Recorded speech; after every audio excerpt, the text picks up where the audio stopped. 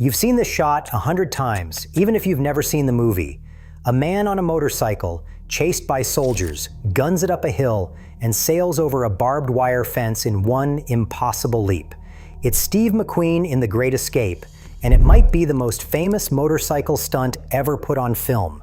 For 60 years, people have watched it and thought the same thing. What a legend. He really did that. Here's the problem. He didn't. Years later, sitting on The Tonight Show, Johnny Carson tried to give McQueen the credit for that jump on national television, and McQueen stopped him cold. 4 words. That was Bud Ekins. And almost nobody watching knew who that was. That's the first surprise, and honestly, it's the small one, because the real story here has 2 halves, and both of them have been quietly buried under the myth. The first half is how that jump was pulled off, and it involves a fake fence, a British bike wearing a German disguise, a ramp dug in secret on a Sunday, and Steve McQueen editing himself into the scene so that, in places, he is chasing himself. The second half is the bigger one. It's the man whose name McQueen tried to say out loud, the man the legend erased. A motorcycle racer so good that the biggest movie star on the planet was proud just to be compared to him. And there's one more twist most people never hear. McQueen could do the jump. He was a serious racer in his own right. He just wasn't allowed to do it on camera. So he went and did it anyway, in secret, when nobody was filming, just to prove to himself that he could. So grab a coffee, because the most famous motorcycle jump in movie history belongs to somebody else, and the truth is a far better story than the one you were told. For a lot of people, this is the scene that made Steve McQueen a superstar. The Great Escape came out in 1963, directed by John Sturges, and it's based on a real mass breakout from a German prisoner of war camp during the Second World War. McQueen plays an American pilot, Captain Virgil Hiltz, nicknamed the Cooler King for all the time he spends thrown in solitary confinement. Near the end, Hiltz steals a German soldier's motorcycle and makes a desperate run for the Swiss border, with what feels like the entire German army chasing him. And it all comes down to that fence. Here's a small thing worth knowing before we go any further. The real Great Escape, the actual wartime breakout the film is based on, had no motorcycle chase in it at all. There were no bikes roaring towards Switzerland, no leap over a fence, none of it. That entire sequence was invented for the movie, built from scratch as a showcase for its biggest star and his very real love of motorcycles. So the single most famous image from a film about a true story is a piece of pure Hollywood invention, which is oddly fitting, because so, in a way, is the man everyone thinks made it. The jump turned McQueen into the coolest man alive almost overnight. It cemented his reputation as the movie star who did his own stunts, the real-deal tough guy who rode the bike and made the leap himself. There was just one catch, and it was a big one. The studio's insurance company took one look at the plan and said absolutely not. McQueen was the single most valuable thing in the entire production. If he broke his neck clearing a barbed wire fence on a motorcycle, there was no movie and there was no more Steve McQueen. So the one shot everyone remembers, the shot that built the whole McQueen legend, was the one shot the studio would not let McQueen anywhere near.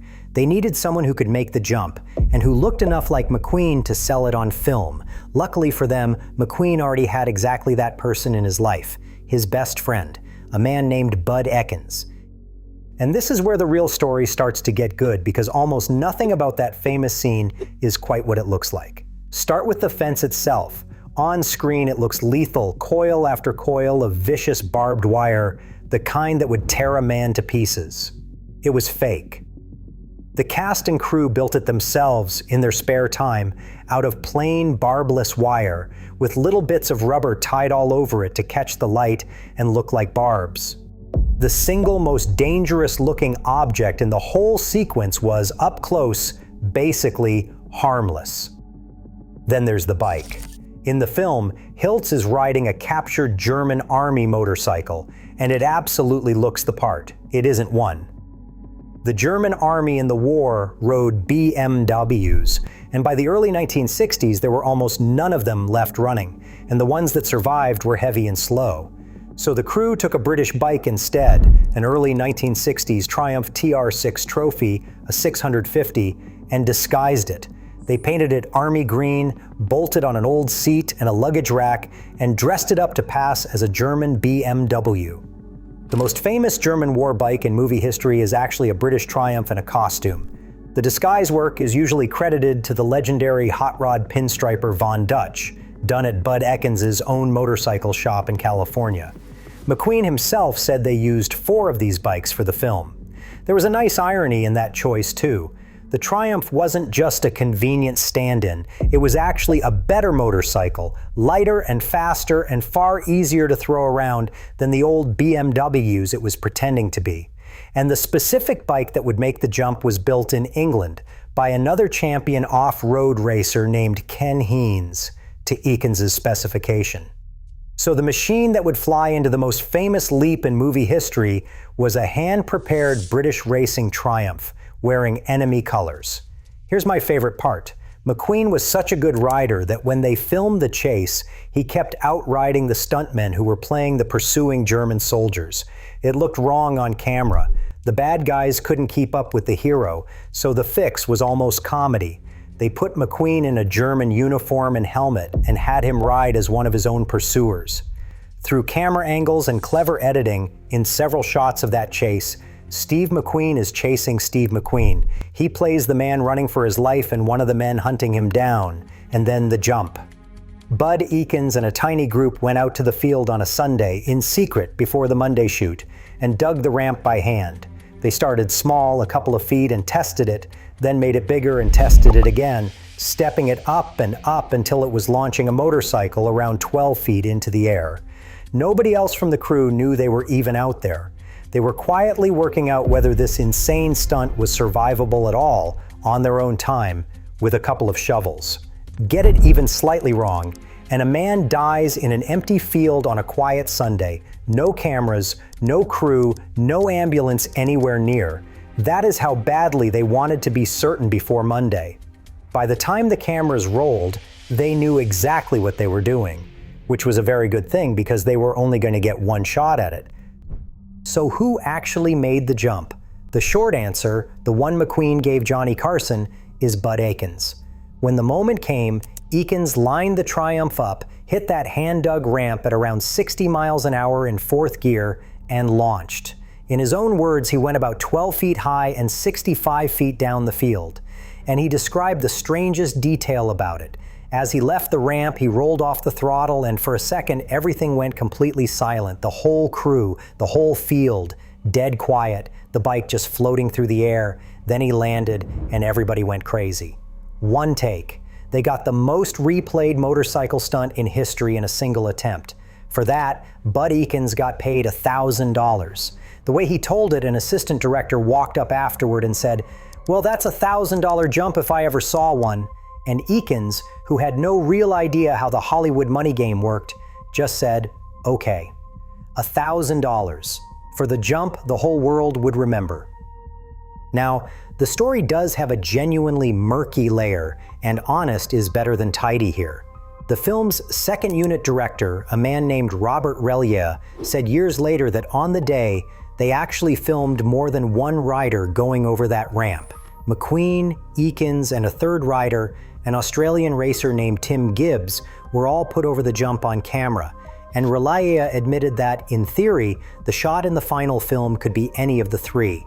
But the consensus, including Relier's own, is that the jump you see in the movie is Ekins. So when we say Ekins made it, that's the honest, best supported answer, even if a sliver of doubt hangs over exactly which frame is which. And here's the twist that makes McQueen more interesting, not less. He wasn't a pampered star pretending to be a biker. He was the real thing, a serious racer in his own right. The story goes that McQueen, furious he wasn't allowed to do the jump on film, went out and did it himself anyway, off camera, in secret, purely to prove that he could. Some people on set told it a little differently, that he tried the jump and came off. Either way, the core point holds. This was a man good enough to seriously attempt the thing himself. And McQueen never really pretended otherwise. Years later, he said, and I'm quoting him here, "I always felt a little guilty about that. A lot of people thought it was me making that jump, but I've never tried to hide the truth about it." He even added that by then he was certain he could do it. Back in '62, he said, "I just didn't have the savvy." But that's the thing about a movie star. When something incredible happens on screen, the credit floats up to the famous face, whether he wants it or not. McQueen said the words out loud on national television, and the myth just rolled on without him. Which brings us to the man on the other end of that story. Because if the jump wasn't really McQueen's finest hour, whose was it? If you like the real story hiding underneath the famous one, that is basically the whole reason this channel exists. So do me a favor and hit subscribe. Because we are about to meet the man the legend erased, and he is a much bigger deal than you could possibly guess from the words Steve McQueen's stunt double. Bud Ekins was not a stuntman who happened to ride motorcycles. He was one of the greatest off-road racers America ever produced, who happened to end up in the movies. He was born in Hollywood in 1930, and he was obsessed with bikes from the start. By his 20s, he was a terror in the Southern California desert, the brutal rock and sand endurance racing scene that separates real riders from pretenders in about 10 minutes. He won championship after championship out there, something like 7 district titles, and he won the legendary Big Bear Run, a savage cross-country race 3 separate times. And then he took on the toughest motorcycle event in the world, the International 6 Days Trial, a punishing multi-day endurance test across Europe that the big factories treated like a war. In 1962, Bud Ekins became the first American ever to win a gold medal at it. To put that in perspective, American riders had been traveling to the 6 days for years and coming home with nothing. Ekins was the one who finally cracked it, and then he made it a habit. He did it again the next year, and again, and again. This was not a Hollywood tough guy playing dress-up. This was, flatly, one of the best motorcyclists on the planet. He was also a builder and a mechanic and a dealer, not just a rider, the kind of complete motorcycle man who could prepare a machine, race it, fix it, and then sell you one. The desert scene he dominated helped give birth to legendary events like the Baja 1000. So when Hollywood needed a rider who could do the impossible on a bike and make it look easy, there was really only one phone number that mattered, and it was his. He opened a Triumph dealership in Sherman Oaks, and it turned into a kind of clubhouse for a very particular crowd. Steve McQueen hung around there, so did Paul Newman, so did Clint Eastwood. Movie stars who wanted to ride came to Bud Ekins, because Ekins was the real article and they all knew it. That's how he and McQueen became close. 2 men who shared the thing McQueen otherwise only played on screen. And that friendship put the 2 of them somewhere remarkable together. In 1964, Ekins was part of the first ever United States team to contest that International 6 Days Trial. And that year, the event was held in Erfurt in East Germany behind the Iron Curtain at the height of the Cold War. Steve McQueen was on that team too, riding, not acting. He carried the American flag at the opening ceremony, and by some accounts, it was one of the proudest moments of his entire life. Sit with that for a second. The Great Escape has McQueen fleeing across Germany on a motorcycle in a movie. A year later, he was really in Germany, on a motorcycle racing for his country, right next to Bud Ekins. Ekins' stunt career was every bit as loaded. If you've ever seen the other most famous vehicle scene McQueen is tied to, the roaring car chase in Bullitt, that was Ekins as well, behind the wheel of the Mustang for the wildest parts of it. And that was the pattern of their whole partnership.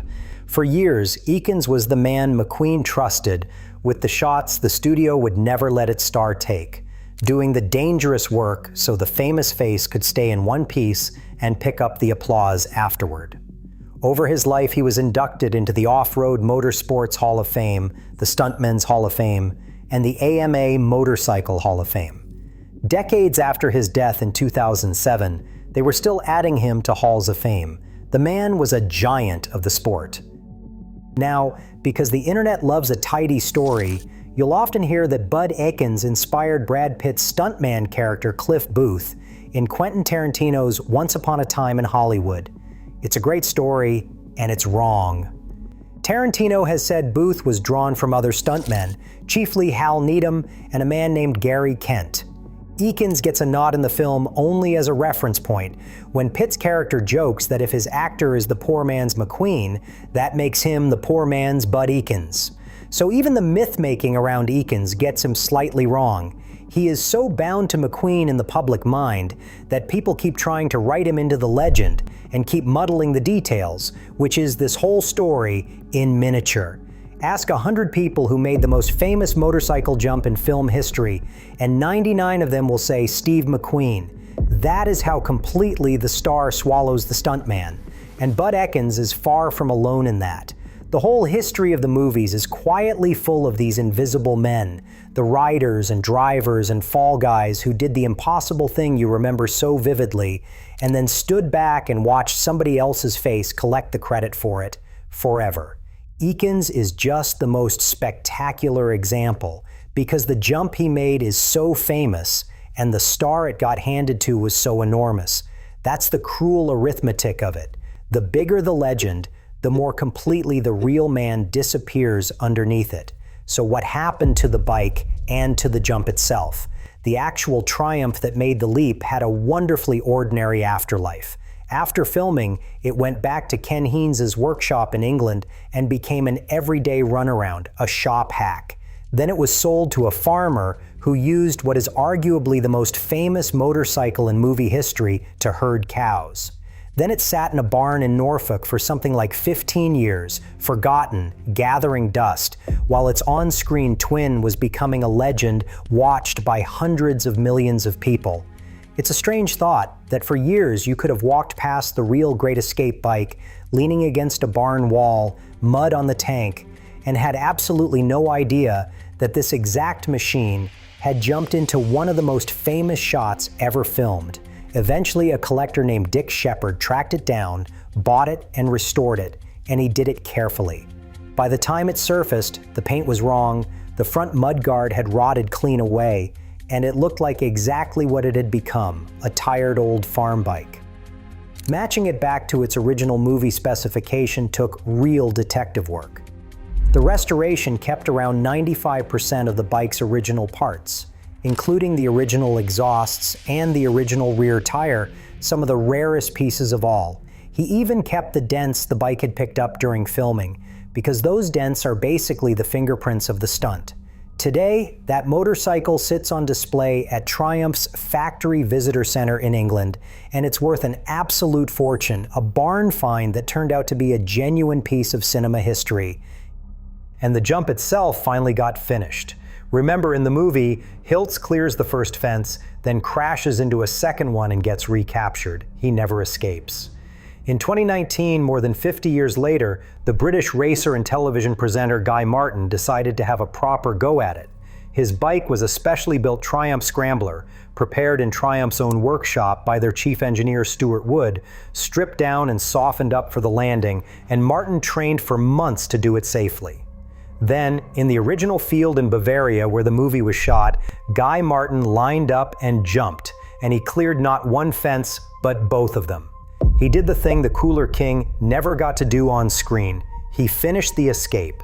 And it was a fitting way to close the whole story because it put the focus right back where it always belonged, on the machine and the jump and the skill, and not on which famous face was or wasn't in the saddle. So here's the truth, underneath 60 years of legend. The most famous motorcycle jump in movie history was made by a British bike pretending to be German, over a rubber fence pretending to be barbed wire, by a man most of the world has never heard of. Steve McQueen got the fame, and to his credit, he tried more than once to hand the credit back to the man who actually earned it. His name was Bud Ekins. He was one of the greatest riders his country ever produced, and for one perfect silent second in 1963, he flew a Triumph 12 feet into the air and straight into a legend that somebody else's face would end up wearing. Every time that clip plays, and it plays constantly somewhere in the world, it's a quiet little tribute to a man almost nobody in the audience could name. The star got the poster, the rider got the jump.